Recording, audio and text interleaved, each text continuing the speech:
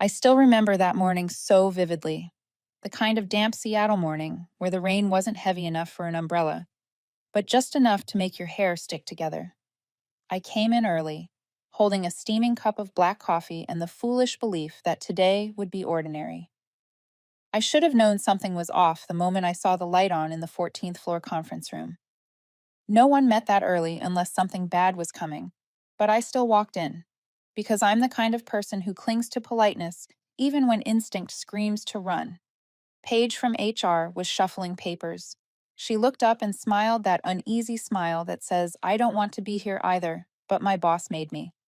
Across the table sat Victor Hale, the new chief financial officer, every inch of him radiating the confidence of a man who knows how to make others feel small within the first 10 seconds. Clara, have a seat, he said without looking up. His tone carried that perfect mix of practiced authority and quiet boredom that tells you you're just another item on a checklist. I sat down. The coffee in my hand was still warm, but my chest had already gone cold. Paige slid a stack of papers toward me. White sheets, black text, but the number in the middle hit like a punch. My new salary, 60% lower than my current one. 60% lower. I stared at it, waiting for someone to laugh, to say it was a mistake or a cruel joke. No one did.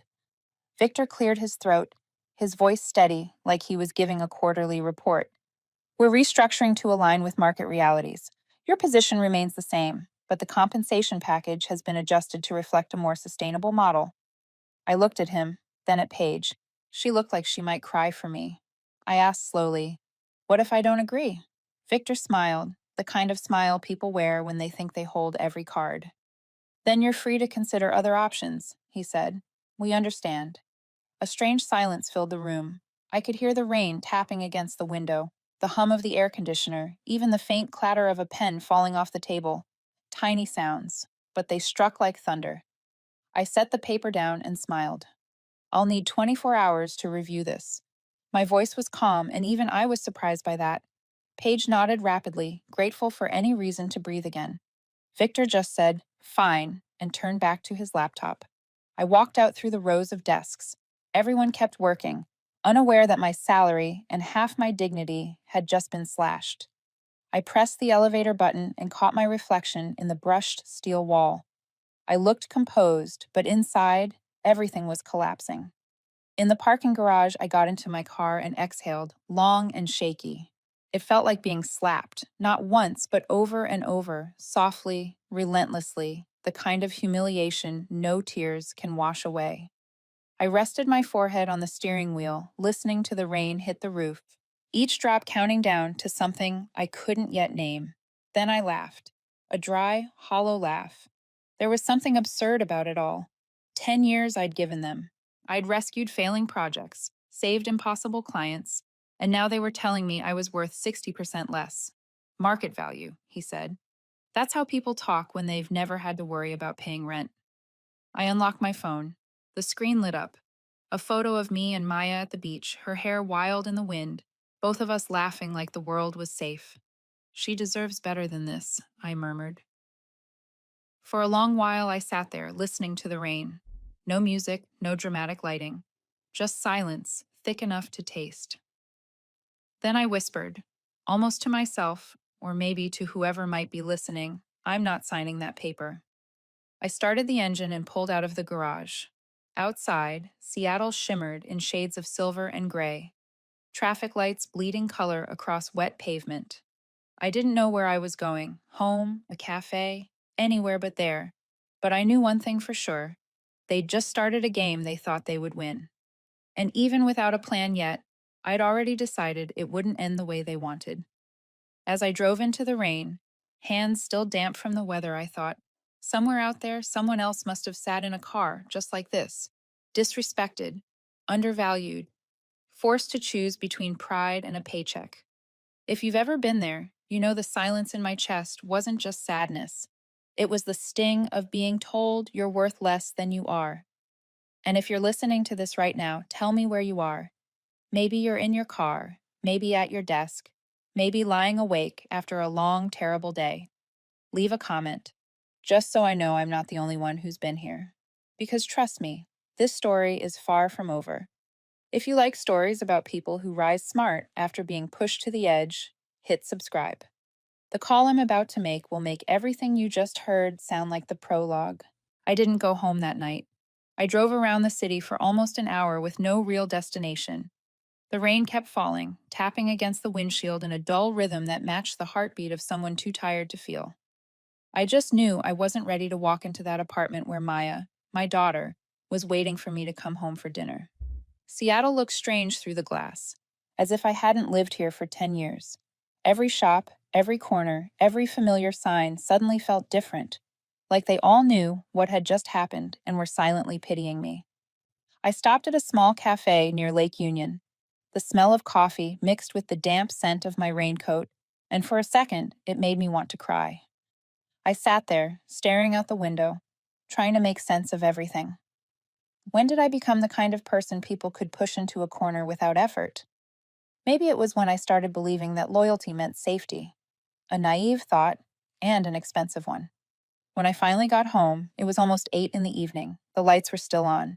Maya was sitting on the couch, coloring in an old sketchbook. Every time she looked up and smiled, the whole world seemed to soften. "Did you have dinner already?" I asked, trying to steady my voice. "Yeah. Want me to heat yours?" "No need, sweetheart. I'm just a little tired." Maya tilted her head, studying my face. "My teacher says if you're sad, you should take a deep breath and count to 10. Have you tried that?" I laughed. "I'm already at 11. She nodded wisely, then went back to her drawing. I watched her messy little curls, the way she hummed to herself as she filled the page with color, and for a moment, I forgot the humiliation of that morning. After Maya fell asleep, I sat alone in the living room. The apartment was so quiet I could hear the ticking of the wall clock. I opened my laptop, the pale blue light reflecting on the window glass. Outside, Seattle was still drenched in rain. I pulled up my employment contract, a document I'd never really paid attention to. A single line near the bottom made me stop breathing. No non-compete clause after termination, no restriction, no binding. I read it 3 times. Something inside me shifted. Not much, just a spark flickering through the fog of fear. I thought of Victor and the way he said adjusting to market conditions. The word reasonable echoed in my head, smooth and steady like a stone rolling across marble.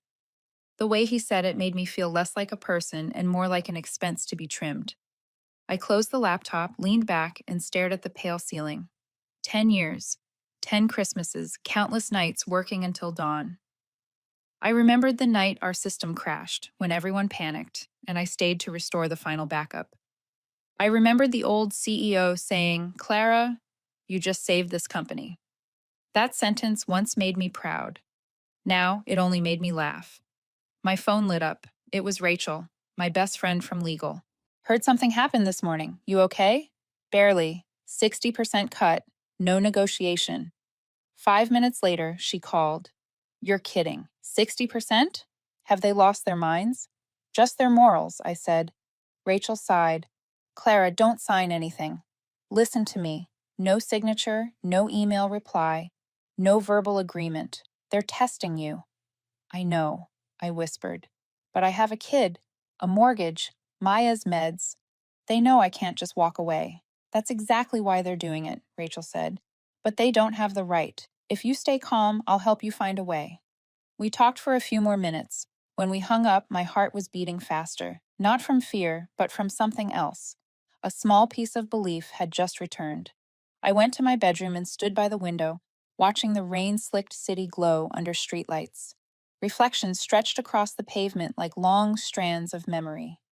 I whispered, "I won't let them end this story their way." Downtown, in the Horizon office still lit past hours, Victor and Paige were in a private meeting. "Are you sure about Helix?" Paige asked quietly. "If anyone finds out—" "No one will," Victor interrupted. His tone was calm, almost casual, like they were discussing the weather. "Jensen will be gone soon, and once she is, no one will have access to see where the client data is going." Paige looked down, silent. Victor smirked, satisfied. "We just need to keep her quiet for a few more days." Across the city, in my small apartment, I had no idea that Project Helix would be the spark that blew everything open. All I knew that night, between the sound of Seattle's rain and my daughter's soft breathing from the next room, was that I finally opened my laptop again, ready to learn something I should have faced long ago: how to walk away from a place that stopped respecting me without losing the part of myself that still did. I couldn't sleep. All night I tossed and turned, listening to the steady rain outside my window, as if Seattle itself had decided to teach me the true meaning of exhaustion. Maya slept soundly in the next room, her breathing so calm it made me jealous. I wished I could rest like that, without thinking about bills, contracts, and the people in sharp suits who had just reduced my worth to a line on an Excel sheet.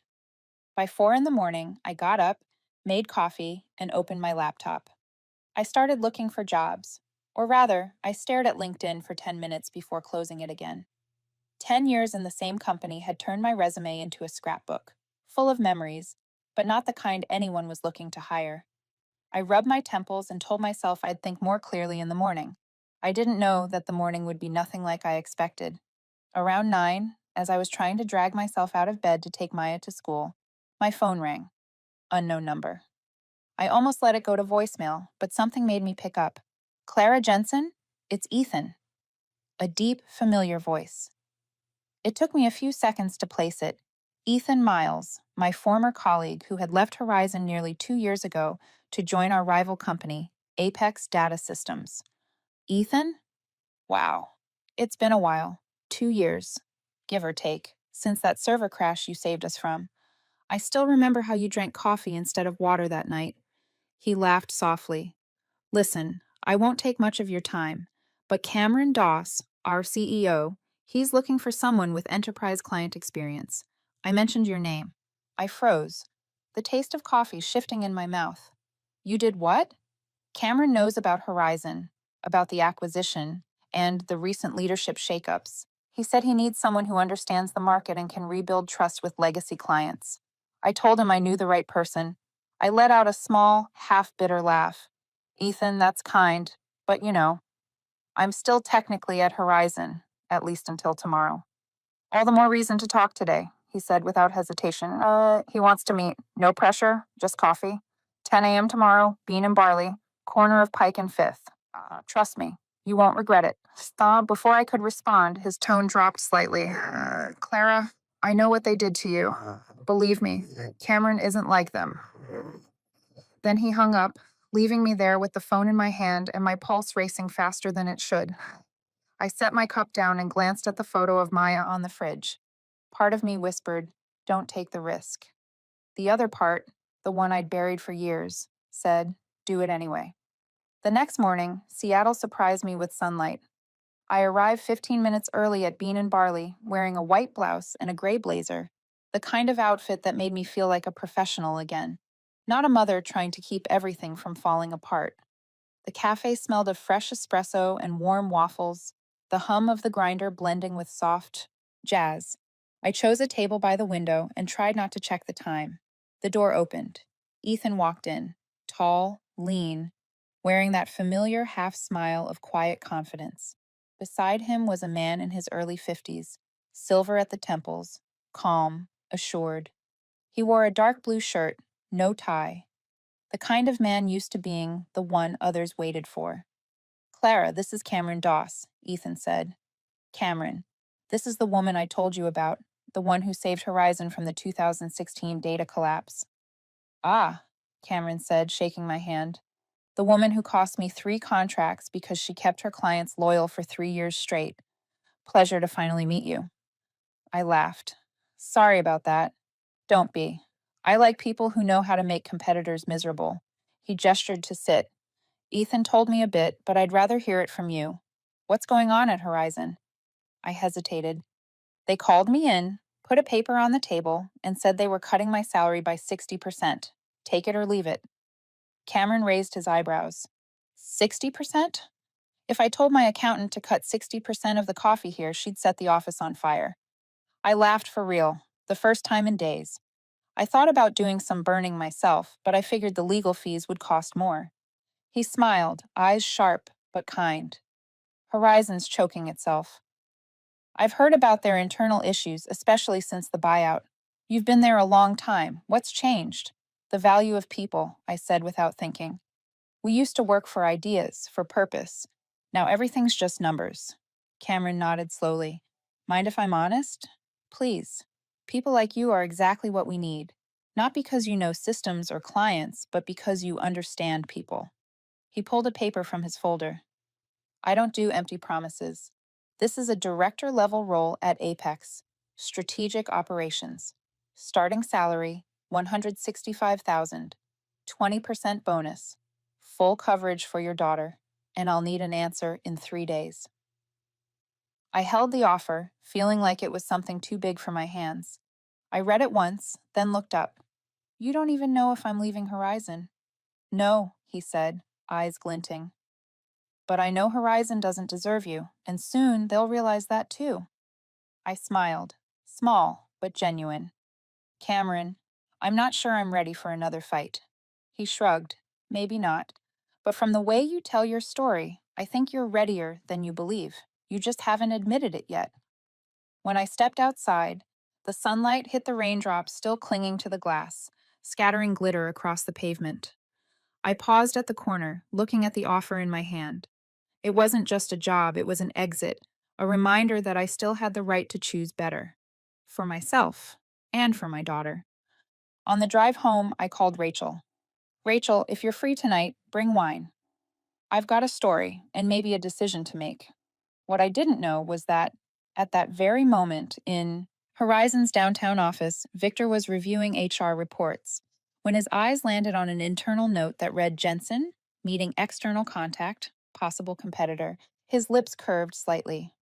You think you're smarter than me, Clara? He muttered. Let's see who wins this game. As for me, I only knew one thing. I'd just done the smartest thing I'd done in years. The first step away from a place that once made me believe my worth could be cut by 60%. And for the first time in many nights, I felt a little bit of peace. That night, Rachel and I sat in my living room, 2 glasses of wine between us, a scented candle burning quietly. Maya was asleep, and the apartment was wrapped in that rare, safe kind of silence I'd learned to treasure. Rachel was the kind of friend who never had to ask if you were okay.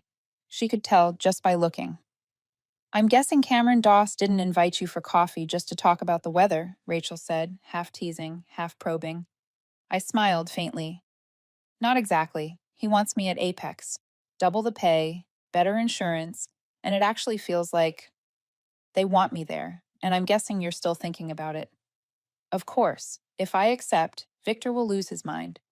He's already looking for a reason to get rid of me. If I refuse, I stay with a 60% pay cut. You see the pattern. It's like choosing between suffocation and slamming your own head into a wall. Rachel took a sip of wine, leaning back in her chair. Clara, sometimes people don't need to choose between good and bad. They just need to choose between surviving and sinking. I said nothing. That line echoed in my head the rest of the night.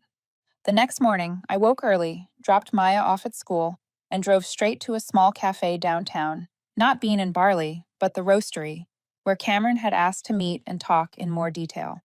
I arrived 20 minutes early and took a corner seat. The windows were fogged, and the smell of roasted coffee mixed with caramel hung in the air like a warm blanket. Cameron arrived right on time. He carried himself with that easy authority that doesn't need to prove itself. He shook my hand, polite smile, eyes sharp as glass. Clara, thanks for coming. Hope I'm not ruining your Monday morning. I think you're saving it, I said, and he laughed. We sat down, and after a few pleasantries, Cameron went straight to the point. Ethan told me part of your story. I'd like to hear all of it, not to pry, just because the more I understand, the more I can help. I told him everything, the meeting, the paper, Victor's smooth, corporate tone, as he justified cutting my pay by 60%. When I got to that part, Cameron let out a laugh. Reflecting the market? Horizon thinks they're running a discount store? I laughed too. Then my voice softened. I gave them 10 years. They didn't just take my income. They took my belief that I was worth something, and that's what hurts the most. Cameron nodded slowly, not just sympathetic, but thoughtful, measuring. People like you are the real assets, not the systems, not the tools, people. But companies like Horizon always forget that until it's too late. He pulled a thick envelope from his briefcase and set it on the table.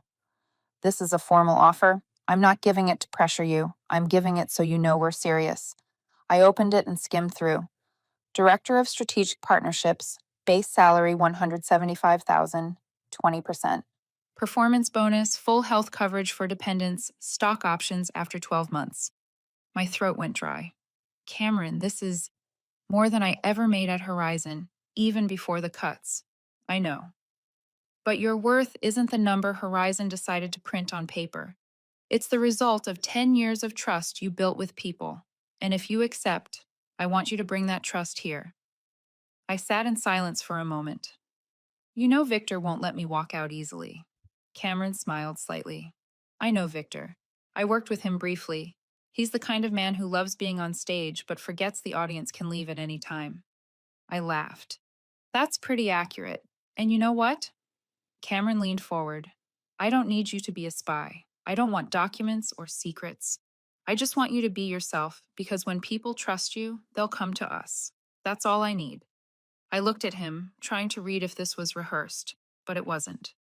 He had the tone of someone who'd lost more than he'd gained, and when he said, I respect your ability, it didn't sound like flattery. It sounded like recognition. Give me 3 days, I said.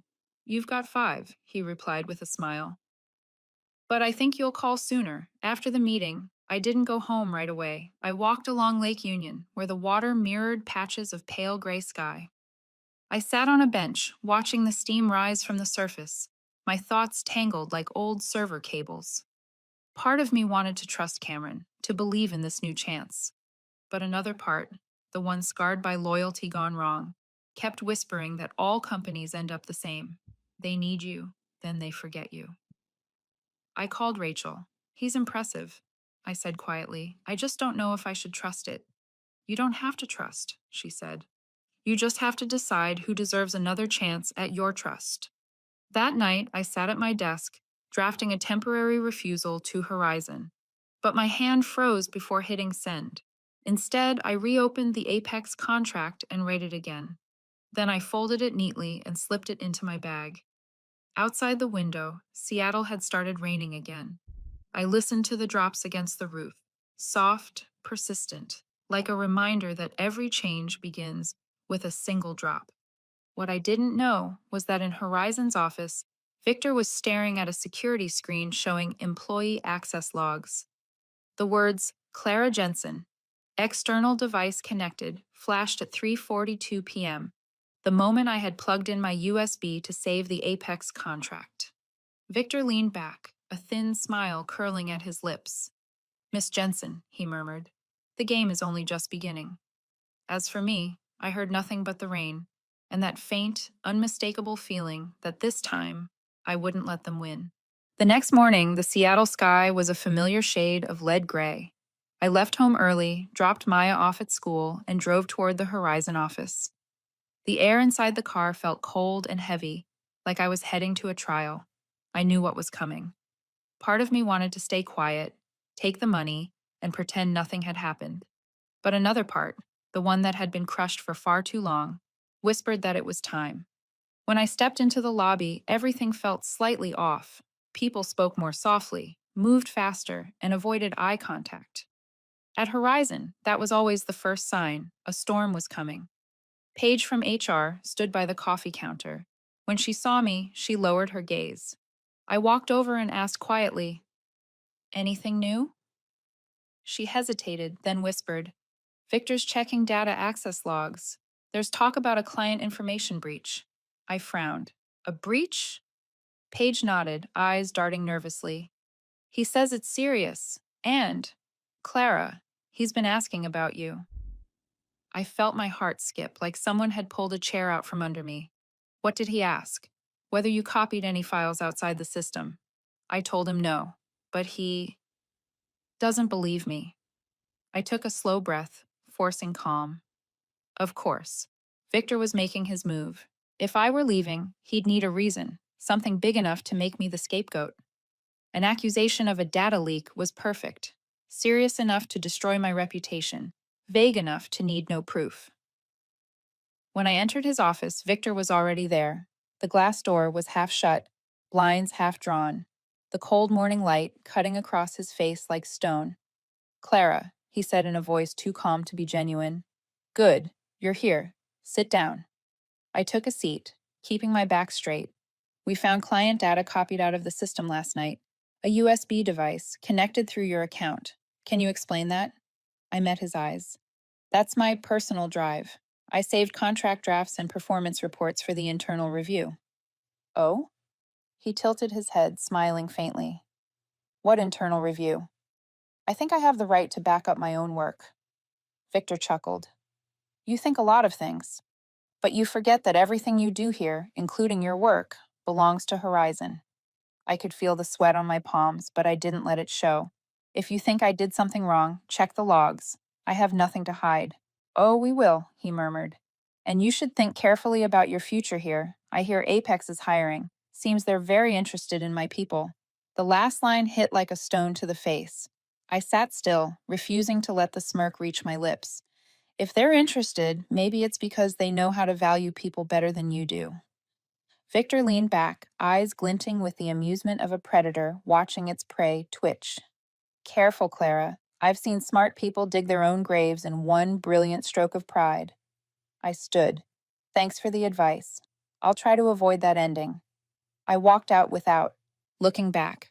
But before the door shut behind me, I heard him mutter, almost to himself, "You're on the list now, Jensen. And when this is over, you'll wish it had just been a pay cut." The rest of the day passed in a haze. No one said a word, but the silence was thick with tension. Rumors spread fast.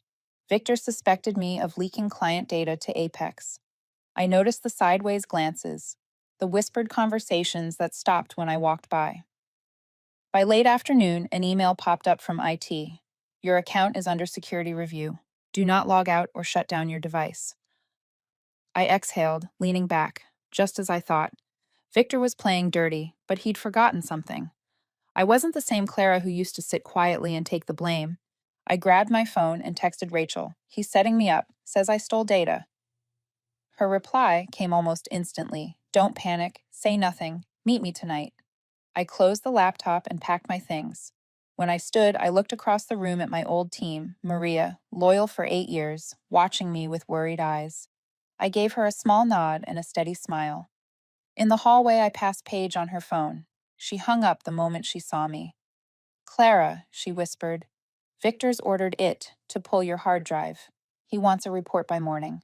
I think he's planning something big." I looked at her, silent for a moment, then said, "Paige, thank you. And if anyone asks, tell them I backed up personal files, not company data." She nodded quickly, her voice trembling. "I will. But Clara, be careful." When I left the building, rain had started again. Thin, cold, relentless.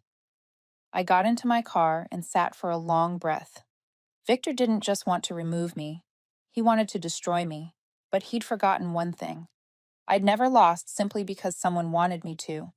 I started the engine and looked in the rearview mirror. The Horizon Tower loomed behind me, silver and unfeeling in the rain. The place where I had spent a decade of my life, now nothing more than a battleground. I whispered, almost like a vow, "All right, Victor. If this is your game, then I'll play it to the end." I arrived at Rachel's place close to 8 that night. Her apartment was on the 12th floor, overlooking Lake Washington, a strangely peaceful view, especially in weather like this. She opened the door. Before I even knocked, holding a bottle of red wine, her face tight with concern. "You've been set up," she said flatly. No preamble, no small talk. I just got off the phone with someone in Horizon's legal department. They're preparing an internal report for the board, something about a major data breach involving a certain Ms. Jensen. I took off my rain-soaked coat and tossed it onto a chair. I figured as much. They're pinning this on me to cover something bigger. Rachel poured 2 glasses of wine and slid one toward me. "Project Helix. Ever heard of it?" I froze. "Helix? No.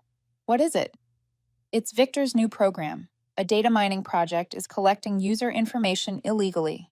Horizon's out of cash, so he signed a quiet deal with a firm in Singapore to sell customer data. My fingers tightened around the glass, the chill seeping into my skin. My God. Exactly, she said. And accusing you of a breach gives them a reason to audit the system, wipe Helix's real logs, and erase the trail before anyone outside the company finds out. Everything suddenly fit together. I wasn't just collateral, I was camouflage. I leaned back, let out a small laugh. You know, if Victor ever quit finance, he'd make a decent crime director. Rachel sat across from me, serious now.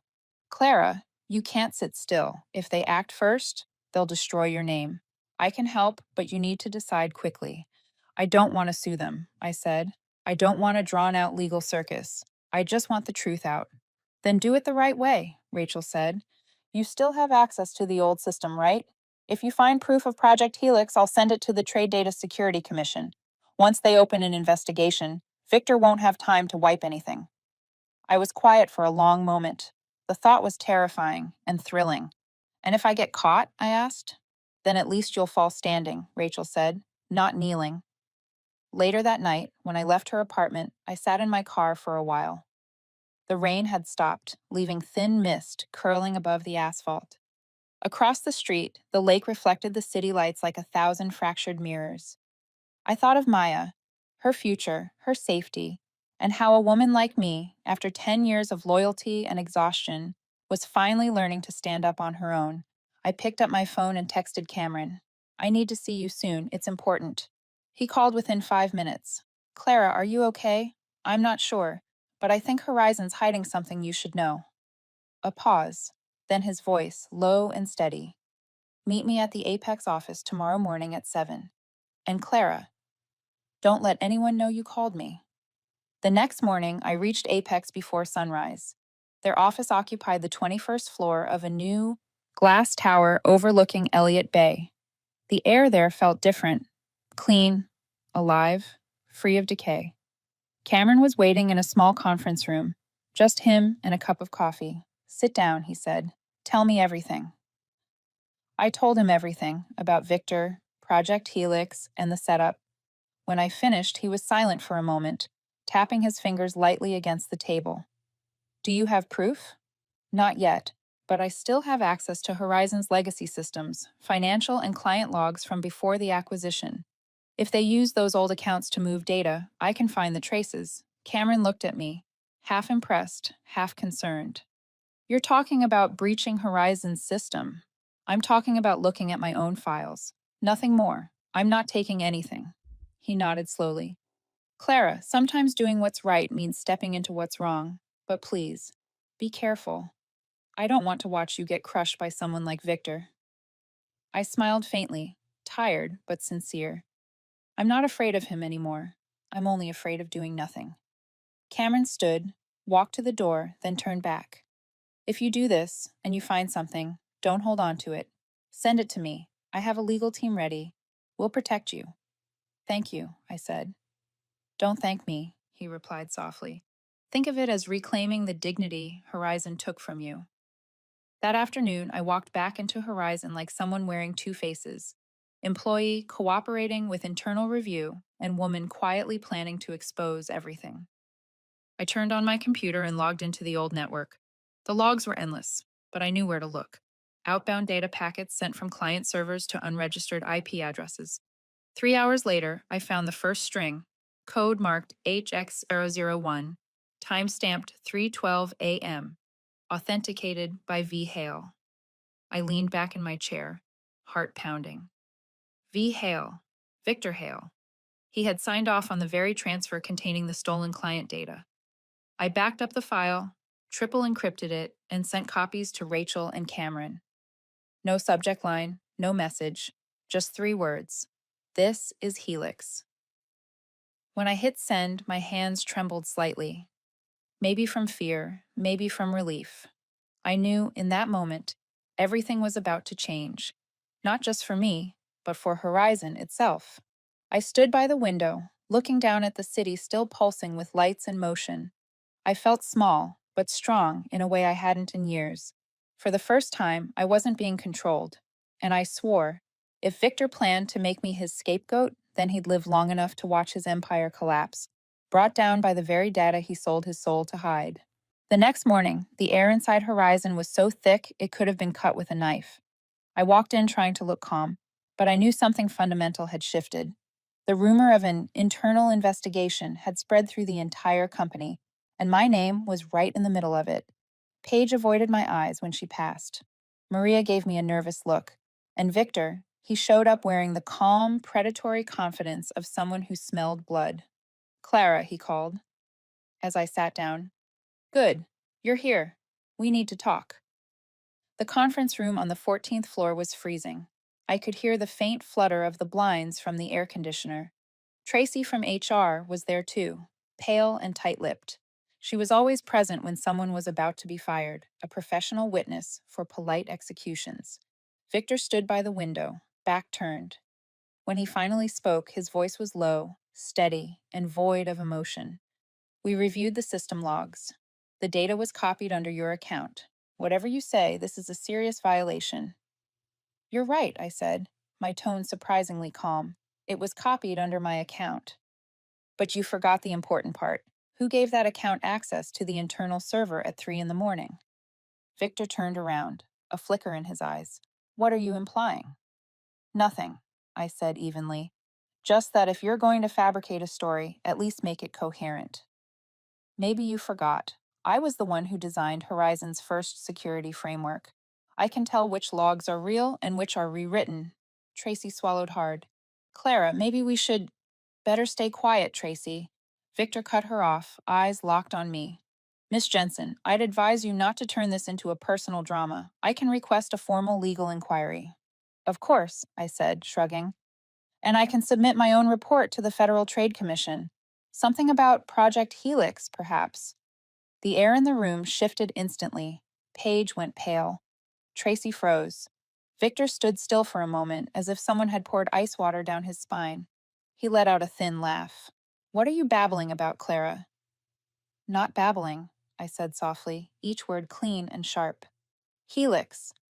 The data export project is to a third-party firm in Singapore.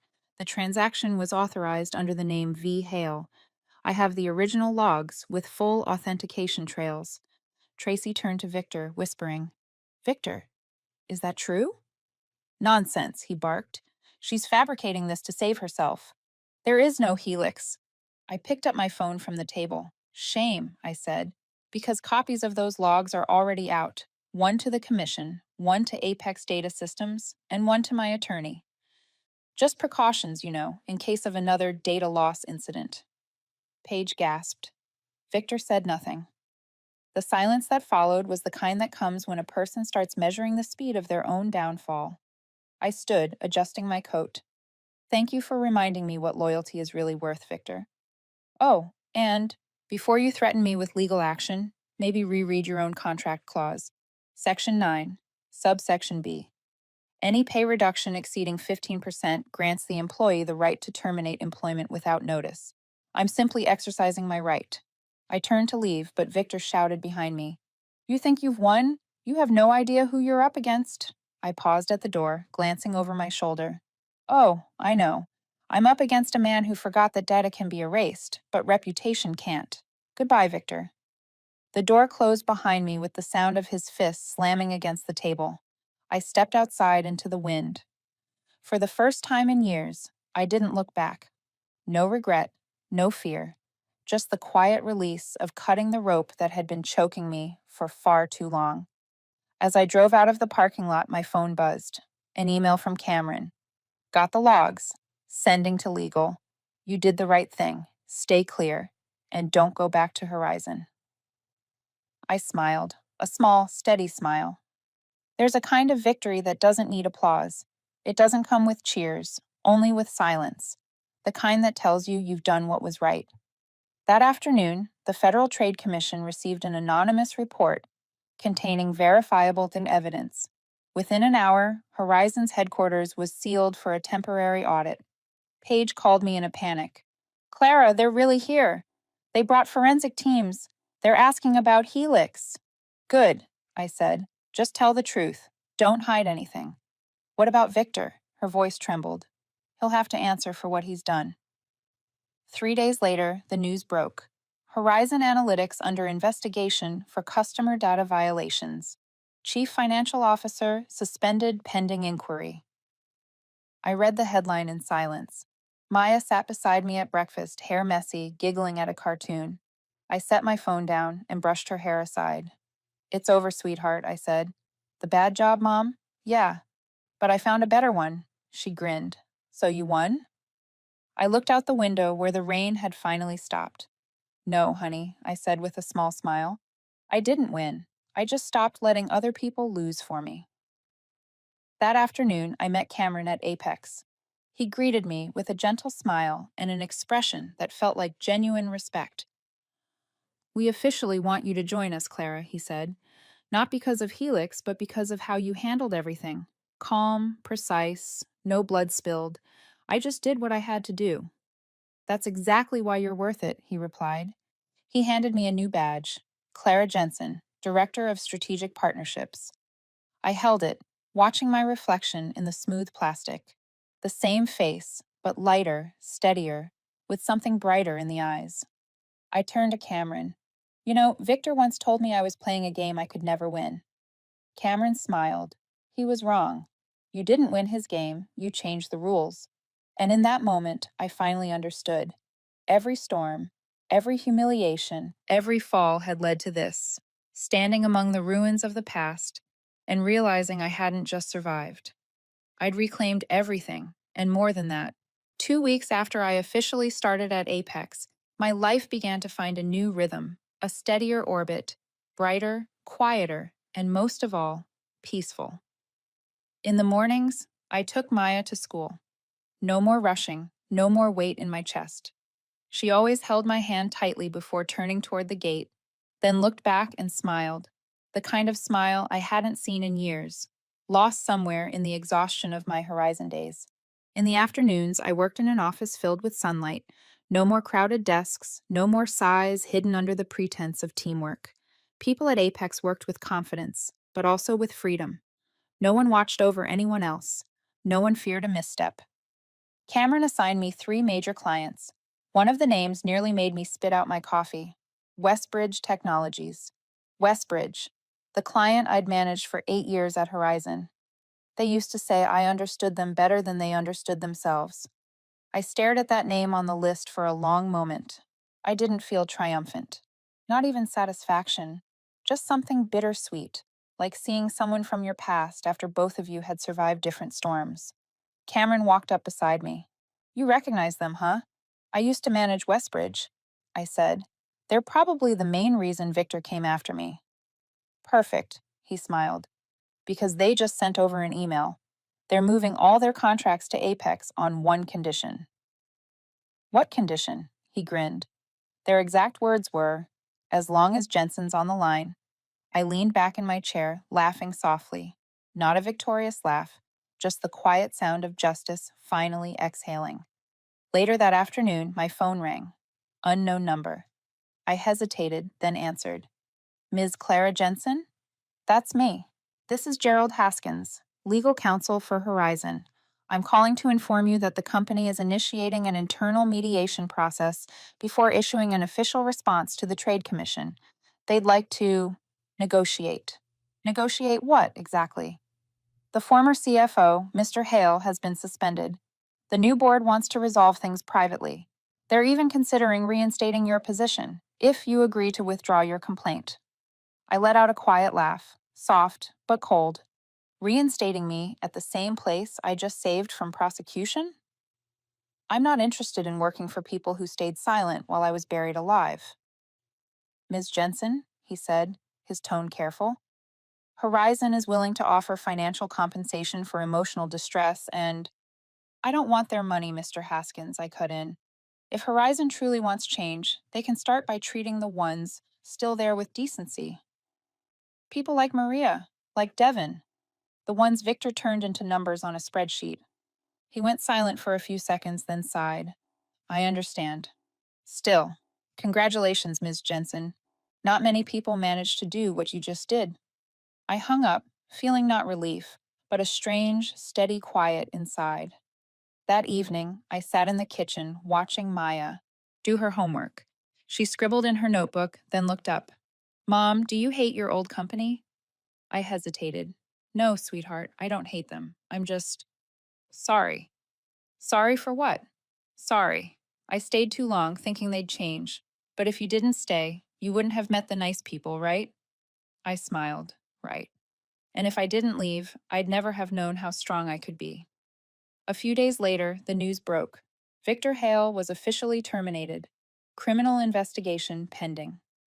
Across the industry network, people whispered about the case, how arrogance met its cost. Paige sent me a short message. I left Horizon. Thank you, Clara. Without you, I'd still be bowing my head, calling it professionalism.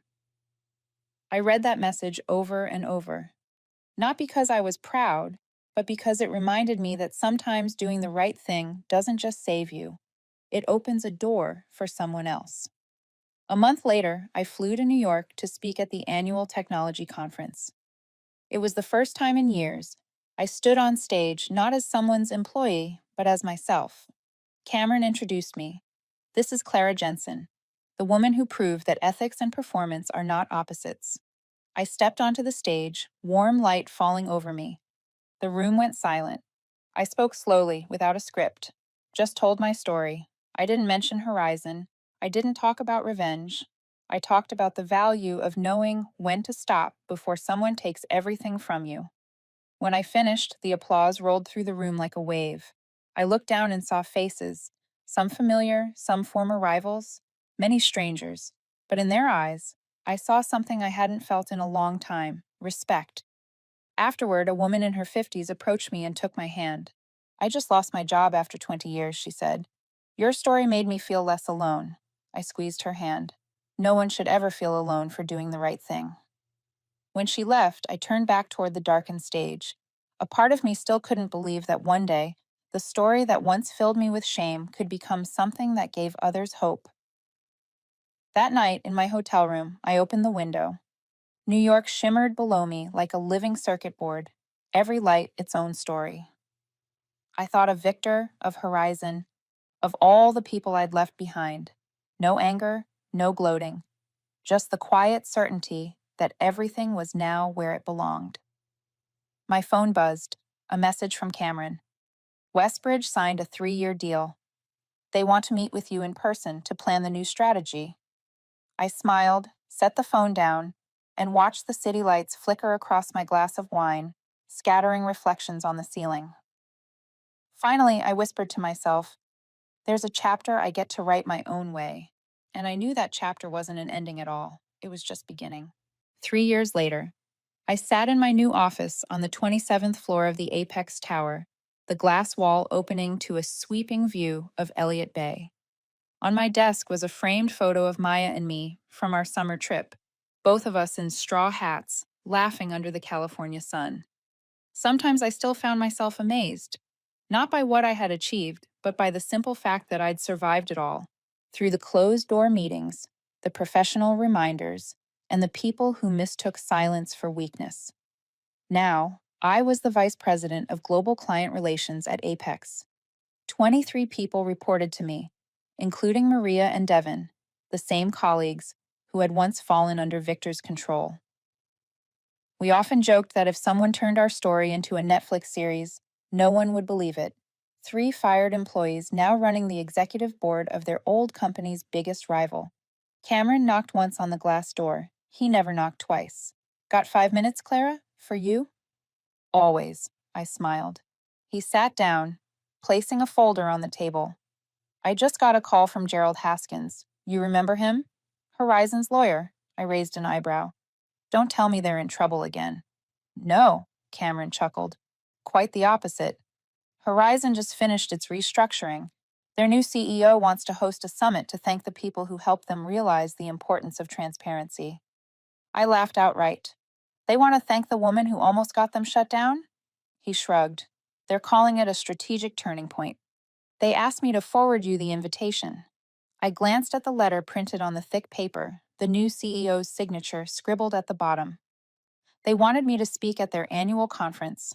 Topic: Upholding corporate integrity in times of change. The irony was almost poetic. Cameron looked at me, half encouraging, half curious. You going? I folded the letter, smiling.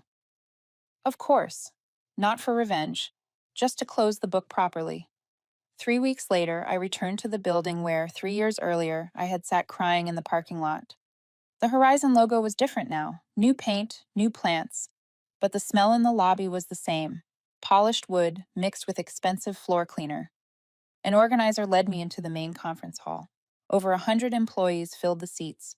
The host introduced me formally, Mrs. Clara Jensen, Vice President, Apex Global Partnerships, former Director of Operations, Horizon. I walked up to the stage. No nerves, no trembling, just a steady calm. There were familiar faces in the crowd, older now, but softer somehow. I spotted Paige in the third row. She smiled and nodded. I began slowly. I used to work here. I once believed that if I worked hard and stayed loyal, I'd be protected. I thought a company was like a family.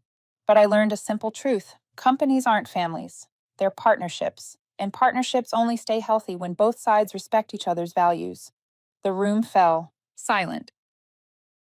When I left, I didn't take anything with me. No files, no data. Just what was mine, my integrity, my reputation, and the belief that I deserved better. That belief is what brought me here today. I looked across the room. If anyone in this room has ever felt unheard or undervalued, remember this. Silence isn't loyalty. It's just the kind of agreement someone else wants to hear. Applause rose, not loud, but steady, sincere. I nodded and stepped down. On my way out, Paige caught up to me, grasping my hand. Thank you, Clara. You have no idea. They really changed. I squeezed her hand gently. I hope so. Sometimes people have to lose everything before they learn how to keep what matters. That afternoon, as I walked out of the building, a breeze carried the faint smell of coffee from the same cafe I used to visit every morning. I stopped, catching my reflection in the glass. No longer the woman trembling in her car over a pay cut. Now, someone who knew her worth and didn't need anyone to define it for her. My phone rang. Maya, Mom! I got picked to represent the school at the science fair. I laughed, warmth swelling in my chest. That's amazing, sweetheart. I'll be right there, front row. Promise? Of course, I said softly. I always keep my promises. I hung up and looked up at the Seattle sky. Still gray, but somehow beautiful today. Maybe because, for the first time, I wasn't seeing it through anyone else's window. That night, at home, Maya was asleep. I sat at my desk, finishing notes for tomorrow's meeting. My screen still displayed a line from the speech I'd just given. Justice doesn't always come from a courtroom. Sometimes, it comes from the moment you choose to walk away. I read it again and smiled. No more proving. No more needing recognition. No more revenge. Horizon was the past. Apex was the present. And me, I was finally myself. I turned off the light, leaving only the faint glow from the city beyond the window. Seattle hummed with noise and motion, but inside me, everything was still. Because after all the storms, all the sleepless nights, all the rain, I'd finally come home, and I knew then. This story was never about revenge.